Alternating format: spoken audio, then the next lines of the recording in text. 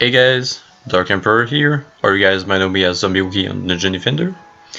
So, today I'm going to be doing another challenge video, kind of similar to the one I did for Blood Moon.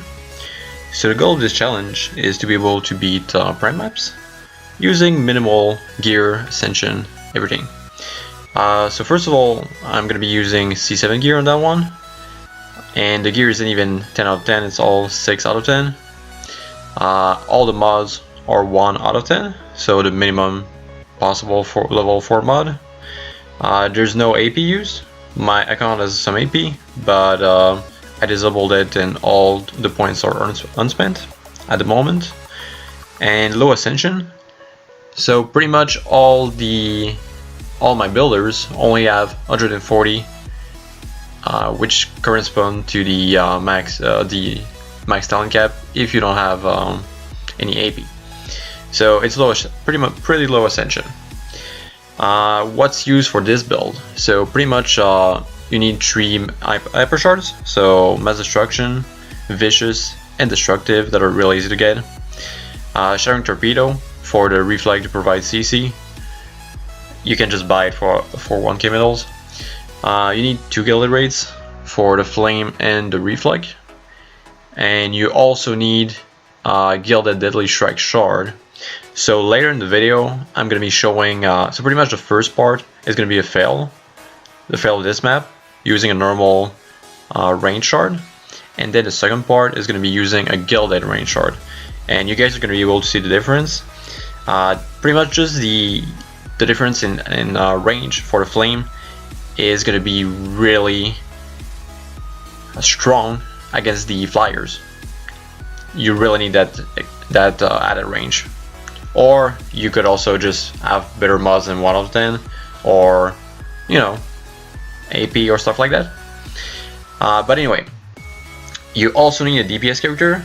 I mentioned that because my previous video for Blood Moon was pretty much AFK with no DPS character whatsoever. So yeah, this one is slightly harder, more taxing for a player. As a DPS character, you will have 2 main tasks. The first one is going to be to kill bosses, and the second one is going to be to make sure you cleanse all specters. That's the only 2 things you need to rely on. If you are not using a gilded range shard, you will need to take care of the flyers also. Because here's the thing about flyers. If you just place a reflect like that, it's gonna work for most of the air lane because it's all wyverns. The problem with that is that if you have too many wyverns stacking in the same spot, at some point they will, how should I say that, go all over the place, and at some point one of them will just go inside the core and destroy it. But if you only have a few wyverns that are in there that are attacking the core, they will all follow their intended path, like this one right now that we're seeing. So they're just gonna pretty much kill themselves on the core, which is kind of neat for a 50 DU. So yeah, by using a gilded range shard, you make sure that your defenses are gonna kill a bunch of those.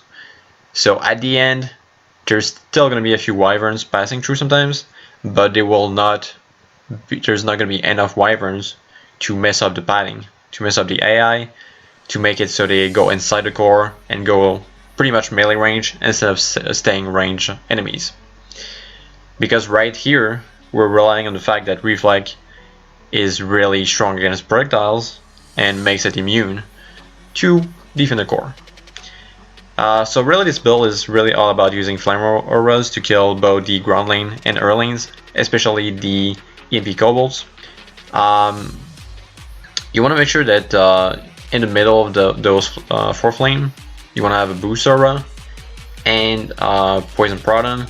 The proton, the reason why it's placed like that is because you want to make sure that the poison procs first before the earth from the reflect to ensure a good petrify combo. And this way the enemies are not going to be able to dodge it. It will proc before the reflect. And also you want to use 2 nodes. Well, is it called 2 nodes or 3 nodes? So pretty much 2 segments of the proton beam, because this way the destructive is going to be on the middle node and will be right in the middle to buff everything. So that's the basic build. It's like really this map is all about rotating, making sure you kill all specters, watching your mini map for mini bosses, or sometimes late arc early game when you don't have everything upgraded that might pass through. But later on, it shouldn't be that much an issue except for mini bosses. Now the upgrade, you want to make sure to upgrade the flame auras first, because those are going to be dealing with all the lanes, all the mixed lane with the Kobolds, EMP on the ground. And after that, you want to upgrade Reflect, both the ones in the lane and the one for anti-air, just to make sure. Once you're done with that, it's really just about rotation. Kill the first specters, well cleanse them, and then kill bosses. And don't be afraid to just let a few specters pass through. If you have a mini boss that you need to deal with and like urgently, go for mobs, because those are gonna kill the core way faster than specters. So yeah, that's pretty much it. And oh yeah, side note, in this video I'm using my Barbarian, which is really, it has pretty good gear. So one suggestion I can give is you can use the Monk to easily get some good DPS even with C7 gear, to be able to kill mini bosses. Otherwise, just try to be fast about it. When you cleanse specters, when you respawn, make sure you kill bosses fast and try to make the best of your time. If you have an assassin that's about to latch onto you, you can just run in the Proton beam and get it petrified off you. So it's not that bad. So yeah, you just need to be able to do that. It might be a slightly hard, like if you're using strictly this build, which relies on really all red mods and no like really low ascension and everything, you might want to get help from another player, but you only want to bring one other player in there. When you have more than, oh yeah, right there we see all the wyverns destroying the core because there's too many of those. So that's why you need a gilded range shard on your flame auras to make sure to lower their numbers. So yeah, pretty much I'm just gonna show the end of the other clear. But yeah, you want to make sure to only bring one other player, because 1 and 2 players, the CC works really well.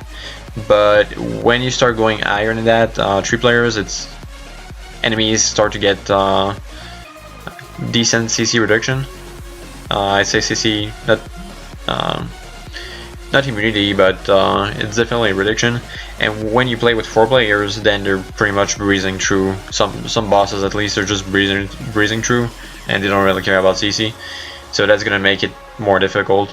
So I'd say just stick to 2 players, and probably either just rotate, like to make sure like if one dies, the other one covers everything meanwhile, or you guys can also make it so one player is in charge of just killing the bosses, and then the other player can just cleanse specters. So if you're using strictly this build, it's gonna be harder to solo. It's not gonna be that easy, but it's still doable, even in C7 gear. I haven't really bothered with that because I didn't feel like putting together a monk just for that. But it's definitely possible in C7 gear. But you need to have the right mods and shards.